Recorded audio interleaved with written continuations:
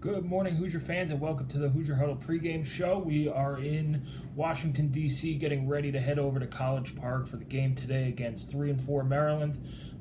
IU comes in at 3-4. Game kicks off at 3:30 on Big Ten Network. This is a big game for the Hoosiers. If they could win this one, they head into next week's matchup with number 5 Wisconsin at 4-4. It really sets them up well for the back end of their schedule with Rutgers, with Illinois, Rutgers, and Purdue to close it out. If you win today, you're almost essentially clinching a bowl berth. You'd figure that they'd win, at least 2 out of the last 3 games at the end of the season. But today, it's not going to be easy sledding. Indiana's offense has to wake up a little bit. They need to score touchdowns in the red zone, something that Indiana has struggled at, and Maryland has struggled at preventing. So it's weakness against weakness there. Indiana's defense has been playing well against Michigan State and Michigan the last 2 weeks. If they play the way they played the last 2 weeks, they should be fine.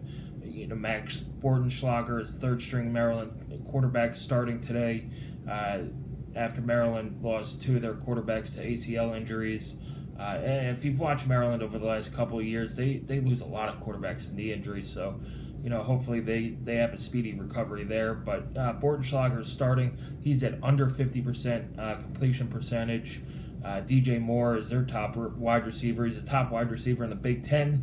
So my matchup to watch, which we put out yesterday, is IU's corner Richard Fant against DJ Moore.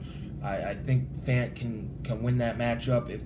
If they could prevent DJ Moore from getting into space, they could shut down this offense, focus on shutting down the Maryland run game with Ty Johnson and Lorenzo Harrison. If they could do that, Indiana's offense doesn't need to score all that much. If they could find the end zone a couple of times, make a few big stops on defense, maybe score a special teams touchdown, and get set up with good field position there, Indiana should be in good shape today. The weather's supposed to be spectacular, and there shouldn't be any issues like they've had against Charleston Southern. Wind the last couple of weeks as well. So this is a game Indiana, it's a matchup opponent. This is a game Indiana should win. It's at the point of this program where you need to win these games consistently to get to that bowl game every year. And this is a game that if you win, it can make the difference between 6 and 7 wins. And 7 wins clinches you the first winning season in IU football since 2007. So,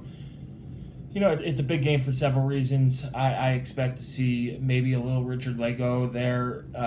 Maryland's pass rush isn't all that great. Jermaine Carter is good, but he hasn't had a sack since they played Towson in the second week of the season. And they're giving up close to 38 points per game. So I could see them starting Ramsey, sprinkling in Richard Lego if Ramsey can't stretch the field and keep this offense from being one-dimensional. It's something that fans might want to see. I think coaches said after the game last week they wanted to reevaluate that position. So maybe you see a change there. We'll see what Indiana can do in the run game, see who's healthy along this offensive line. You saw Coy Cronk couldn't finish the game. He was banged up walking off in an ice pack last week. Simon Stepniak couldn't finish the game.